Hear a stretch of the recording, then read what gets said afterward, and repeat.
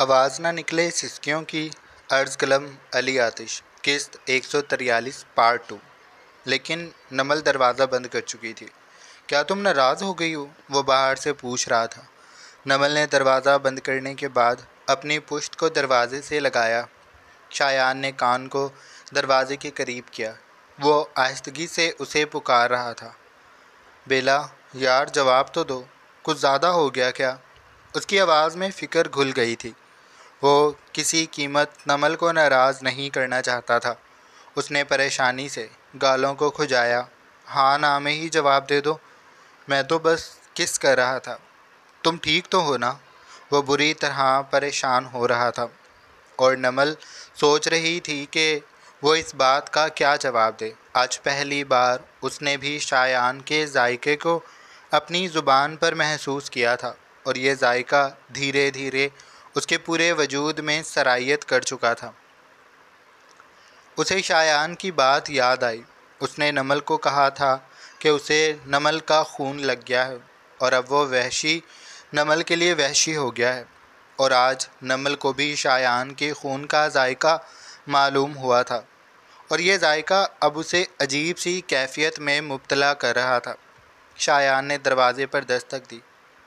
تھوڑا سا تو بولو، طبیعت تو ٹھیک ہے نا تمہاری؟ اس کی فکر پل پل بڑھ رہی تھی، اور نمل کو یہ خطرہ بھی ستا رہا تھا کہ اب اگر وہ نہ بولی تو شایان کبھی دروازہ زور زور سے بجاتا اسے توڑ کر اندر ہی نہ داخل ہو جائے۔ تو اس نے اپنی کپ کپاتی آواز پر قابو پا کر ہمت کرتے ہوئے کہا، میں ٹھیک ہوں۔ اس کی بات بے حد مدھم تھی، لیکن شایان سن چکا تھا۔ اس نے دل پر ہاتھ رکھ کر گہرا سانس لیا۔ مجھ سے ناراض بھی نہیں ہونا؟ وہ سب کچھ ابھی کنفرم کر لینا چاہتا تھا۔ نمل نہ جانے کیوں مسکرانے لگی۔ اسے وہ پرانا شایان یاد آیا جس کی اکڑ ہی ختم نہیں ہوتی تھی، اور اب ایک یہ شایان تھا جو اس کی خاموشی کو ناراضگی سمجھ لیتا تھا، اور پھر اسے منانے کے لیے کون کون سے طریقے اپناتا تھا۔ بتاؤ بھی، ناراض تو نہیں ہونا؟ چائے تو پلاؤ گی نا؟ اسے اب یہ فکر ستانے لگی تھی کہ کہیں نمل چائے بنانے سے انکار ہی نہ کر دے۔ نمل کی مسکراہٹ گہری ہو گئی۔ میں چائے بنا دوں گی۔ اس کی بات پر وہ بے ساختہ مسکرایا۔ یعنی تم ناراض نہیں ہو؟ وہ پرجوش ہو کر بچوں جیسی خوشی سے پوچھ رہا تھا۔ نمل نے پھر کوئی جواب نہ دیا۔ اب کی بار اس نے یہ جان بوجھ کر کیا تھا۔ شایان نے دروازے پر دوبارہ دستک دی۔ کچھ پوچھ رہا ہوں، بتاؤ بھی، یعنی تم ناراض نہیں ہونا؟ نمل سوچ میں پڑ گئی کہ اب اس بات کا جواب دینا چاہیے۔ پھر اس نے شایان پر رحم کھاتے ہوئے کہا، نہیں۔ اس کے منہ سے نہیں والا لفظ سن کر شایان نے شوخ پن سے بالوں میں ہاتھ چلاتے دروازے کے قریب چہرہ کر کے کہا، تو یعنی تمہیں اچھا لگا؟ وہ اب بے باکیوں پر اتر آیا تھا۔ نمل کے گال اس سوال پر جلنے لگے۔ اب یہ بات تو وہ شایان پر عیاں نہیں کرے گی کہ اس نے کیسا محسوس کیا۔ اگر وہ شایان کے سامنے ہوتی تو وہ ضرور جان جاتا، لیکن اب اس کے پاس یہ آپشن نہیں تھا کہ وہ اپنے جذبات اور تاثرات چھپا کے رکھے۔ تو اس نے پھر کوئی جواب نہ دیا۔ تم بہت ظالم ہو۔ جواب نہ پانے کی صورت میں وہ خفگی سے گویا ہوا، آپ مجھے فریش ہونے دیں۔ نمل نے جھنجھلانے کی کوشش کی۔ شایان دروازے سے پشت لگا کر سینے پر ہاتھ باندھ کر کھڑا ہو گیا۔ ہو جاؤ فریش، میں نے کوئی پانی تھوڑی بند کیا ہوا ہے، میں باہر ہی کھڑا ہوں۔ نمل اس کی بات پر حیران ہوئی تھی۔ آپ باہر کھڑے ہو کر کیا کریں گے؟ شایان نے جواب دیا، میں اس پانی کی آواز سنوں گا جو تمہارے بدن کو چھوتا، تمہارے جسم کے ہر حصے کو چومتا فرش پہ بے حال ہو کر بہہ جائے گا۔ میں اس کا شور سنوں گا، کیونکہ آنے والے وقتوں میں میرا بھی تو یہی حال ہونے والا ہے۔ وہ اپنے تخیل میں بہت آگے نکل گیا تھا، اور نمل نے بے ساختہ جھنجھلاہٹ محسوس کی تھی۔ اس لڑکے کی باتیں اف، اگر آپ یہاں سے نہ ہٹے تو میں آپ کو چائے بنا کر نہیں دوں گی، اس نے دھمکی دی تو شایان بے ساختہ مڑا۔ کیوں؟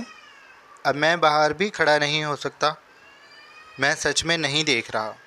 اس کی بات پر نمل دھک سے رہ گئی۔ کیا آپ اندر دیکھ رہے ہیں؟ شایان کا حیرانی سے منہ کھل گیا۔ میں نے کہا ہے میں اندر نہیں دیکھ رہا، میں کیسے اندر دیکھ سکتا ہوں؟ نمل نے پورے باتھ روم کا جائزہ لیا۔ وہ اس بندے سے کسی بھی چیز کی امید کر سکتی تھی۔ آپ ضرور اندر دیکھ رہے ہیں۔ شایان کو حیرت کا جھٹکا لگا۔ میں کیسے اندر دیکھ سکتا ہوں؟ دروازہ بند ہے۔ دروازے کے نیچے چھوٹی سی لکیر ہے جس سے اندر نظر آتا ہے، اور میں کیسے نیچے جھک کر فرش کو منہ لگا کر اندر دیکھوں گا؟ میں پاگل ہوں کوئی؟ وہ بولا۔ نمل، جس نے ابھی اپنا دوپٹہ ہی اتارا تھا، دوبارہ دوپٹہ اوڑھ لیا۔ آپ جائیں پھر یہاں سے۔ یار میں نہیں دیکھ رہا۔ میں کیسے دیکھ سکتا ہوں؟ وہ کسی طرح نمل کو اپنی بات کا یقین دلانا چاہتا تھا، لیکن نمل کے دل میں وسوسے جاگ چکے تھے۔ اگر آپ نہیں دیکھ رہے تو پلیز چلے جائیں نا یہاں سے، ورنہ میں اندر ہی رہوں گی۔ آپ بھی باہر کھڑے رہیں۔ میں باہر نہیں آؤں گی۔ شایان کا دل کیا وہ اپنا سر پیٹ لے۔ تم میری سیدھی بات کا الٹا مطلب کیوں نکال لیتی ہو؟ وہ برہمی سے بولا۔ آپ جائیں نا یہاں سے۔ نمل اب کی بار جھنجھلائی تھی۔ شایان نے گہرا سانس بھرا۔ تم مجھے بہت آزماتی ہو۔ میں تم سے گن گن کر بدلے لوں گا۔ میں باہر جا رہا ہوں، قسم سے کہہ رہا ہوں۔ وہ قسم اٹھا کر قدموں کی واضح چاپ دیتا داخلی دروازے تک آیا اور اسے زور سے بند کیا۔ اس کی دھمک نمل نے باتھ روم میں بھی سنی۔ نمل نے سکون کا سانس لیا۔ وہ اس بندے پر ایسے اعتبار نہیں کر سکتی تھی۔ شایان بہت خطرناک آدمی تھا، رومانس کے معاملے میں تو بہت زیادہ۔ اس کے جانے کے بعد نمل نے شاور چلا لیا تھا۔ فریش ہونے کے بعد وہ شایان سے جان بوجھ کر نظریں ملائے بغیر کچن کی جانب چلی گئی۔ ملازمہ وہاں موجود تھی۔ نمل کو آتا دیکھ وہ الرٹ ہو کر کھڑی ہو گئی، لیکن نمل نے اسے کہہ دیا تھا کہ وہ خود چائے بنا لے گی۔ اس نے شایان کے لیے چائے بنائی، جو کمرے میں چلا گیا تھا۔ جب نمل چائے لے کر آئی تو اس نے چائے کا کپ تھامنے کے بعد نمل کا ہاتھ تھاما، اس کے ہاتھ کی پشت پہ لب رکھے اور اسے محبت بھری نگاہوں سے چہرہ اٹھا کر دیکھتا ہوا دل کی گہرائیوں سے گویا ہوا، بہت شکریہ۔ زندگی میں پہلی بار اسے یہ احساس ملا تھا، اس اپنائیت بھری چائے کا۔ کسی نے زندگی میں پہلی بار اس کے لیے کچھ کیا تھا، وہ بھی محبت میں، اور کرنے والی اس کی بیوی تھی۔ وہ ایسی ہی توجہ چاہتا تھا۔ یہ چھوٹے چھوٹے کام زندگی میں انسان کو کتنی اہمیت کا احساس دیتے ہیں۔ شایان اس احساس کو محسوس کرنا چاہتا تھا۔ وہ ہمیشہ سے ایک اچھی فیملی کا خواہش مند رہا تھا، لیکن اسے ایک اچھی فیملی نہیں ملی تھی۔ اس کے پاس نہ توجہ دینے والی ماں تھی اور نہ ہی حقوق کے لیے جھگڑنے والا باپ۔ ماں نے کبھی اسے وہ توجہ نہیں دی جو وہ چاہتا تھا، اور ڈیڈ نے تو اسے چھوڑ ہی دیا تھا۔ ماضی کی تلخ یادیں اس کے ذہن میں سر اٹھانے لگیں تو اس نے آنکھوں کو مینچ کر سر کو جھٹکا۔ پھر وہ دوبارہ نمل کی جانب متوجہ ہوا، جو اسے کچھ حیرانی سے دیکھ رہی تھی۔ اس نے دوبارہ نمل کا شکریہ ادا کیا، پھر اسے اپنے پاس ہی کمرے میں رکھے صوفے پر بٹھا لیا۔ اس کے گرد اپنائیت سے بازو لپیٹتا وہ نمل کے تاثرات کی پرواہ کیے بغیر اسے اپنے سینے سے لگا کر چائے کو گھونٹ گھونٹ پینے لگا تھا۔ وہ چائے کے ہر گھونٹ کو محسوس کر رہا تھا، اس کی خوشبو، اس کا ذائقہ میٹھا، تھوڑا سا تیز تھا۔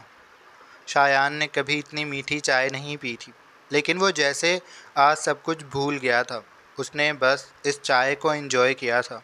چائے پینے کے بعد اس نے نمل کو کہا، اب تم آرام کرو، میں نے تمہیں ایسے ہی تھکا دیا، باقی کی باتیں میں آ کر کروں گا، مجھے ابھی ایک چھوٹے سے کام کے لیے جانا ہے، تو آرام کرو۔ لنچ کا میں کہہ کر جا رہا ہوں، جب تم اٹھو گی تو کر لینا، اور یاد سے کر لینا، مجھے تمہاری فکر رہے گی۔ میں کال کر کے بھی پوچھوں گا۔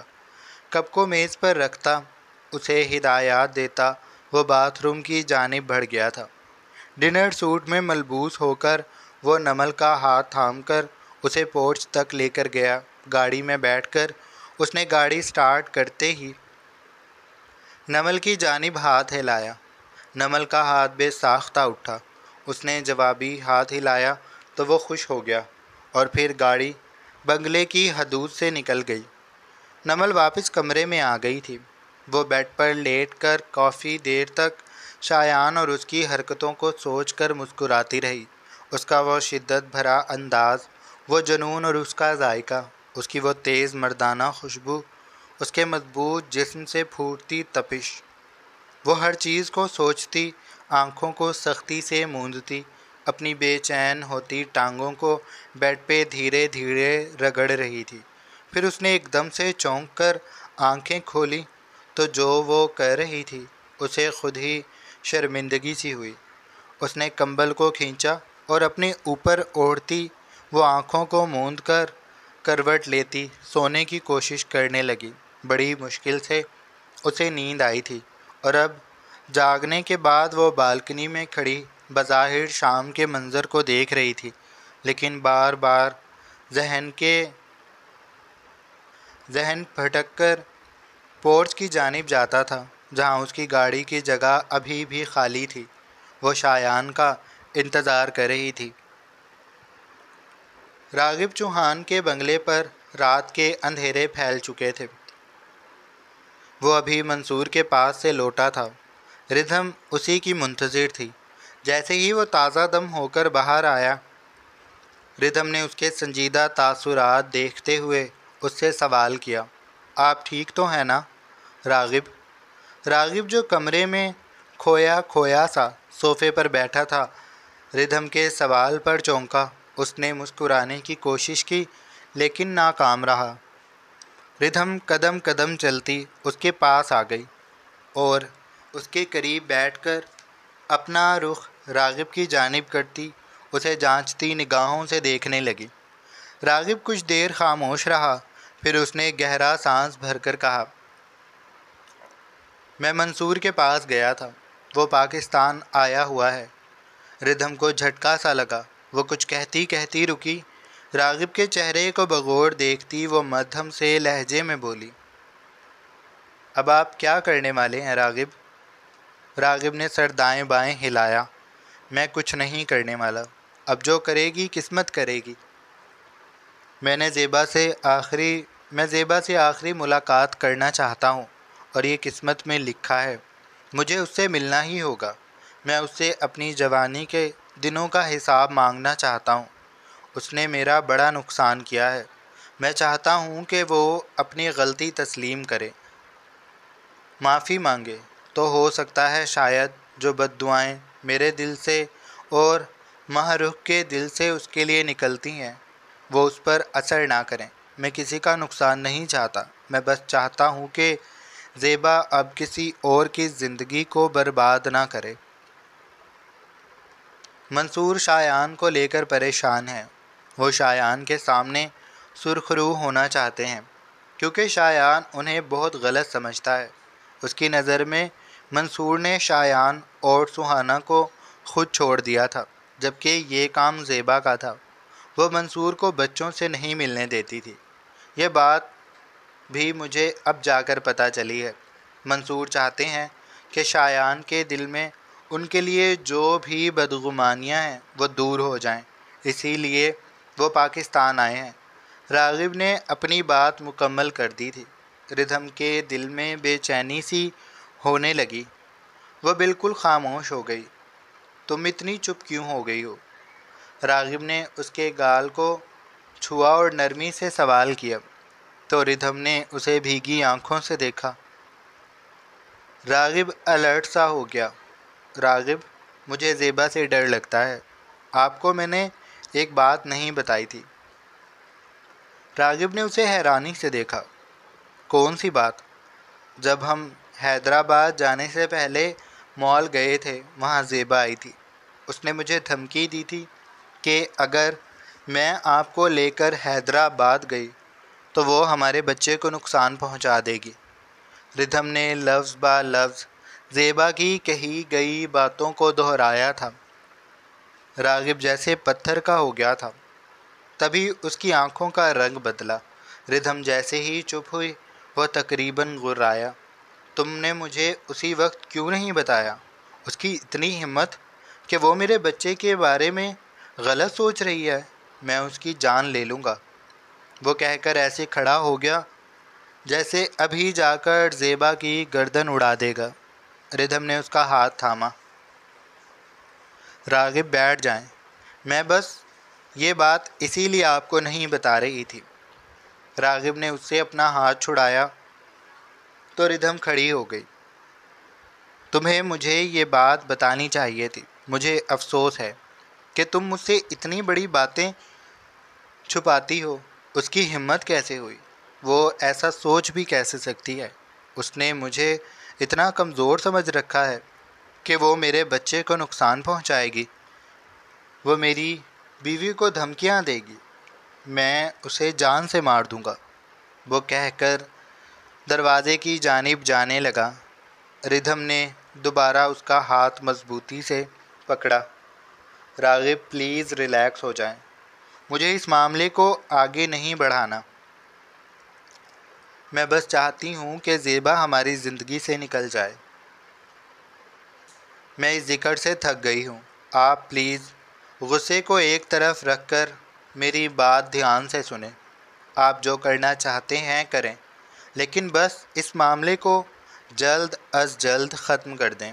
میں بھی نہیں چاہتی کہ اب کسی کا نقصان ہو، کیونکہ زیبا کے پاس کھونے کے لیے کچھ بھی نہیں ہے، لیکن ہمارے پاس بہت کچھ ہے۔ ردھم نے یہ کہہ کر اپنے پیٹ پر ہاتھ رکھا۔ راغب ساکت ہو کر بیٹھ گیا۔ اس نے آگے بڑھ کر اپنا ہاتھ ردھم کے پیٹ پر رکھا۔ اس ننھے وجود کو محسوس کرتے ہوئے اس نے گہرے گہرے سانس بھرے۔ ردھم ٹھیک کہہ رہی تھی۔ اسے جنون کے عالم میں کچھ بھی غلط نہیں کرنا۔ جو جیسا ہو رہا ہے ہوگا۔ وہ زیبا سے نمٹے گا، لیکن کسی اور انداز میں۔ اسے اس وقت صرف اپنے بچے کی پرواہ ہونی چاہیے۔ زیبا کے پاس سچ میں کھونے کے لیے کچھ بھی نہیں ہے، لیکن راغب اور ردھم کے پاس سب کچھ ہے۔ اور اگر یہ لڑائی بڑھے گی تو نقصان اگر ہوگا تو وہ راغب اور ردھم کا ہوگا، کیونکہ زیبا کی فطرت سے وہ اچھے سے واقف تھا۔ جس نے اتنی بڑی گیم اکیلے کھیلی، دو مردوں کو بیوقوف بنایا، اپنی اولاد کے سامنے مظلوم بنی رہی، پورے زمانے کے سامنے ایک متعلقہ جس کا شوہر اس پر شک کرتا تھا، جس نے شوہر سے تنگ آ کر اکیلے رہنے کا فیصلہ کیا۔ پھر راغب جیسے مرد کو اس سے محبت ہو گئی تو وہ اس کی محبت کے سامنے ہار گئی۔ اس نے راغب سے شادی کر لی۔ زیبا نے ایک بہت اچھی کہانی گھڑی تھی جسے وہ لوگوں میں مظلوم بن کر سنایا کرتی تھی۔ لوگ اس پر ترس کھاتے تھے۔ کوئی اسے باہمت کہتا جس نے اتنا کچھ برداشت کرنے کے بعد بھی اپنا سفر روکا نہیں، لیکن کیا ہی کوئی جانتا تھا کہ اس سفر میں کتنے لوگوں کا نقصان ہوا ہے، کتنے گھر برباد ہوئے، کتنے دل ٹوٹے ہیں، اور کتنے لوگ ابھی بھی دھوکے میں ہیں۔ کتنے لوگوں کو انصاف ملنا باقی ہے، کتنے لوگوں کو رشتے ملنا باقی ہیں۔ راغب کو شایان اور سہانا پر بھی ترس آتا تھا، جن کا باپ انہیں محبت دینے کے لیے ترستا رہا، اور زیبا نے انہیں باپ کی شفقت سے محروم رکھا۔ جو چیز اس نے راغب کے ساتھ کیا، وہی سب اس نے اپنی اولاد کے ساتھ بھی کیا۔ باپ کی محبت انہیں ملنے نہیں دی، اور خود نے کبھی ان پر توجہ نہیں دی۔ وہ دونوں شاید اسی لیے اتنے تلخ رہتے تھے۔ انہوں نے شاید اسی لیے راغب کو کبھی اپنا باپ تسلیم نہیں کیا تھا، کیونکہ ان کے دل میں منصور کی محبت زندہ تھی۔ وہ چاہتے تھے کہ انہیں ان کا سگا باپ ملے۔ ان کی زندگی اگر منصور کے ساتھ گزرتی تو کتنی مختلف ہوتی۔ منصور کے پاس کیا نہیں تھا؟ سب کچھ تھا، بس ایک بیوی تھی، اور اس بیوی نے اس سے اس کی اولاد تک چھین لی، اسے ملنے نہ دیا، اس کی زندگی کو اجیرن بنا دیا۔ وہ اس سے دور ہو کر بھی اسے اذیت دیتی رہی تھی، اور سب کے سامنے مظلوم بھی وہی تھی۔ راغب نے ردھم کو اپنے سینے سے لگا لیا تھا، اس کے ماتھے کو چومتا، وہ اس کے پیٹ پر ہاتھ رکھ کر اپنے ہونے والے بچے کو محسوس کرتا، مدھم مدھم سانسیں بھر رہا تھا۔